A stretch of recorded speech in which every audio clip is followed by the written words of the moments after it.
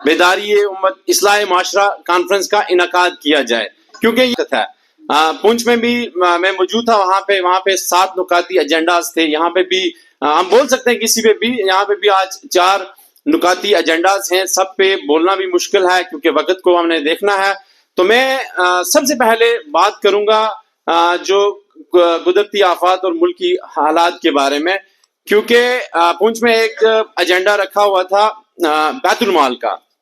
دیکھیے بیت المال جو ہے اس کا اکاؤنٹ وہاں پہ ڈسکشن ہوئی تھی کہ وہاں پہ ہمارا ایک ڈسٹرکٹ لیول کا اکاؤنٹ ہونا چاہیے۔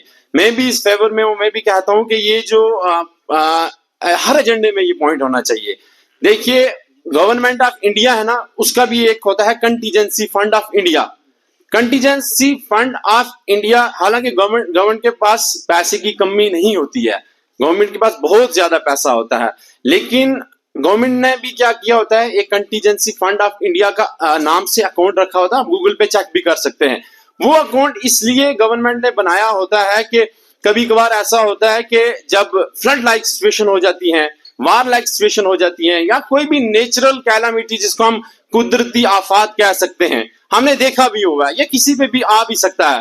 جیسے ہم دیکھ سکتے ہیں کہ کل آپ نے دیکھا ہوگا، کل پرسوں کی بات ہے، یہاں پہ اڑائی میں 2 بھائیوں کے لاکھوں کروڑوں کے مکان جو ہیں وہ آگ کی نظر ہو گئے۔ اس کے علاوہ فتح پور میں بھی ہوئے، اس کے علاوہ اور بھی کافی جگہ ایسے حالات پیدا ہوتے ہیں، جیسے کالا بن میں بھی ہم نے دیکھا۔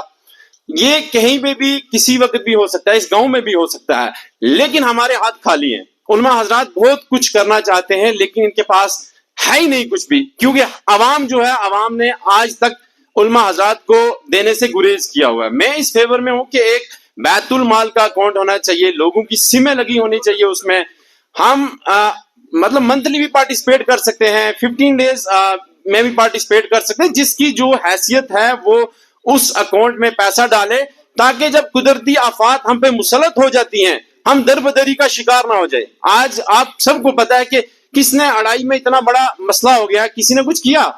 ہم میں سے کسی نے کچھ نہیں کیا۔ آج وہ لوگ جو ہیں رول رہے ہیں، مطلب وہ ہم پہ ڈیپینڈ ہیں کہ یہ لوگ ہمارے لیے کچھ کریں گے۔ کافی لوگوں نے ہیلپ بھی کی، لیکن اگر ہمارے علماء حضرات ایک اکاؤنٹ بنا لیں گے بیت المال کا، تو بہت ایک یہ بڑی اچیومنٹ ہوگی۔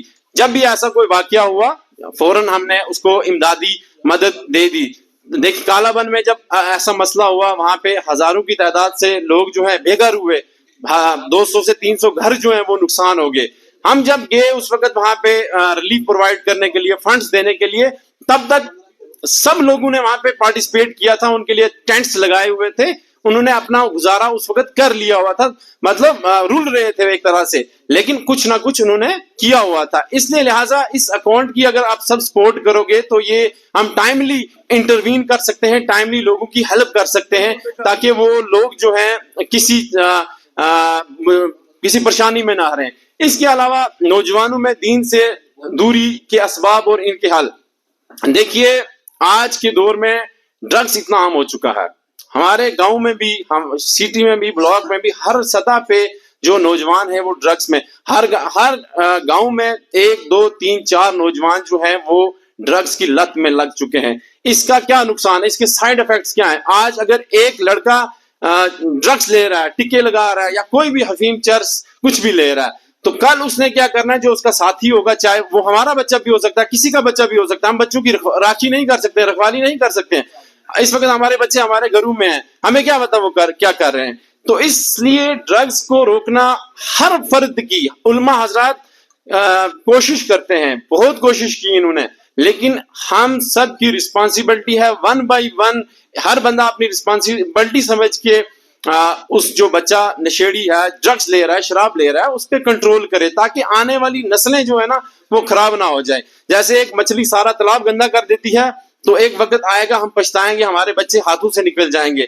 اس کے لیے بلاک لیول پہ یا پنچایت لیول پہ کمیٹیز کا تشکیل دینا چاہیے علماء حضرات کو بھی۔ اس میں علماء حضرات کے علاوہ جو پبلک ہے اس میں وہ بھی کمیٹی میں شامل ہو جائے، سو دیٹ کہ وہ کمیٹیز بنے، وہ ہفتے میں یا 10 دن میں یا 20 دن میں گاؤں میں جائیں، جو نوجوان طبقہ ہے اس کو اس کے بارے میں، اس کے سائیڈ افیکٹس کے بارے میں بتائیں تاکہ ان کی دنیا بھی بہتر ہو جائے اور آخرت بھی بہتر ہو جائے. وما علینا الا البلاغ المبین. ماشاء اللہ. محترم ڈاکٹر ذیشان حیدر صاحب بڑے خوبصورت خیالات کا اظہار فرما رہے تھے.